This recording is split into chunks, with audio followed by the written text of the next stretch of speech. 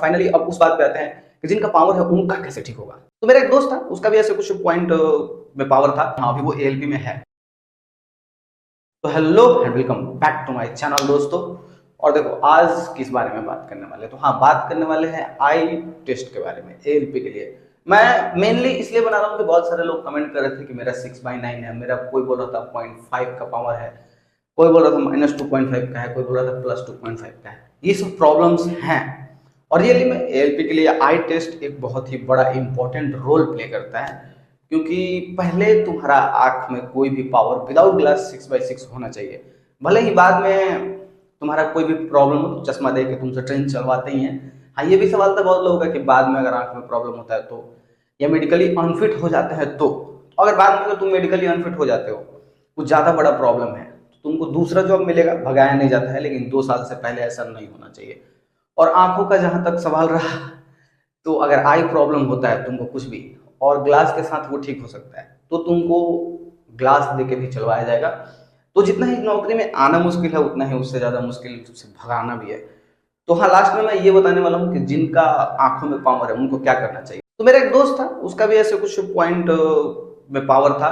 तो हम लोग एक डॉक्टर से कंसल्ट किए थे, और मुझे भी ऐसे लैपटॉप से मोबाइल से पढ़ते पढ़ते सिर में दर्द टाइप का हो रहा था। तो वो डॉक्टर साहब ने कुछ तरीका बताया था और हमने किया, तो मेरा भी जो सिर दर्द था वो भी काफ़ी अच्छा हो गया, उसका भी था जो वो प्रॉब्लम सॉल्व हो गया। हाँ, अभी वो एएलपी में है। तो हाँ, उसी बारे में बात करने वाले हैं, लेकिन उससे पहले मैं एक बात बता दूं कि तुम्हारा आंख 6/6 होना चाहिए। भले ही थोड़ा 0.5 का पावर हो या कुछ भी हो, वो अलग चीज़ है। ज़्यादा कोई प्रॉब्लम हुआ तो तुम बाहर हो। तो यहाँ पे मैं एक ट्रिक बताता हूँ कि लोग जिनका भी 6/9 है या कुछ भी है, तो वो लोग कभी भी डिप्लोमा मत करना या बीटेक मत करना। अगर एएलपी में आना चाहते हो या टेक्नीशियन में, इस थ्रू आना चाहते हो रेलवे में, तो अगर अदर तुम एनटीपीसी वगैरह करना चाहते हो या सिर्फ जेई में जाना चाहते हो तो डिप्लोमा कर सकते हो, आईटीआई करना। रीजन मैं बताता हूँ कि मान लो कि अगर तुम्हारा 6/9 है और तुम एएलपी मेडिकल के लिए अनफिट हो, तो टेक्नीशियन तुमको मिल सकता है सेम एग्जाम देके। और मुझे लगता है कि एएलपी का एग्जाम बाकी एग्जाम के कंपैरिजन में बहुत ईजी है। इसलिए मैं बोल रहा हूँ कि हाँ, जो भी आईटीआई वाले हैं वो फायदा है कि अगर 6/9 है तो तुमको टेक्नीशियन मिल सकता है विथ ग्लास। तुम्हारा 6/9 है फिर भी कोई दिक्कत नहीं है, तो एएलपी में A1 मेडिकल लगता है, जिसका सबसे बड़ा रिक्वायरमेंट है कि तुम्हारा आंख 6/6 होना ही चाहिए। अब आते हैं, फाइनली मेन समझ चुके होगे कि मेडिकल में आई आंख मार्क कितना इंपॉर्टेंट है, इसका तुमको जानकारी होगा। और अब फाइनली आते हैं उस बात पर जिसका भी तुमको इंतजार है। तो देखो, जिसका आंख अभी सही है और वो ऑनलाइन लैपटॉप से या मोबाइल से जैसे भी स्टडी करता है, तो उसके लिए आंख का प्रोटेक्शन रखने के लिए, मतलब आंख सही हो, कोई पावर ना चढ़े आंखों पे, उसके लिए एक ब्लू लेंस करके ग्लास आता है। तुम लेंस कार्ड पे भी जाकर देख सकते हो, दुकान से भी ले सकते हो। वो बहुत सही रहता है। जैसे कि मैं उसको यूज किया हूँ, मैं बता रहा हूँ कि अगर ज्यादा देखो, बिना चश्मे का मैं आंख से ऐसे मोबाइल से, तो मैं उसको यूज किया हूँ, मैं उसका एक्सपीरियंस बता रहा हूँ कि जैसे बिना मैं चश्मे का लैपटॉप पे प्रैक्टिस सेट ज्यादा लगाता था, मोबाइल में वीडियो देखता था, तो आंखों में तो कुछ अजीब सा फील होता था, लेकिन वो चश्मे के साथ नहीं होता है। तो अच्छा सा क्वालिटी का देख के लेना। वो लोग टॉर्च वॉर्च जला के दिखाता है, उसमें क्रॉस नहीं होता है, वो लेना। और हाँ, ये मैं इसलिए बता रहा हूँ कि अभी तुम्हारा आंख ठीक है, लेकिन ऑनलाइन प्रैक्टिस करते करते हो जाए कुछ प्रॉब्लम, तो तुम्हारा लाइफ तो एक तरह से दिक्कत होगा लाइफ में।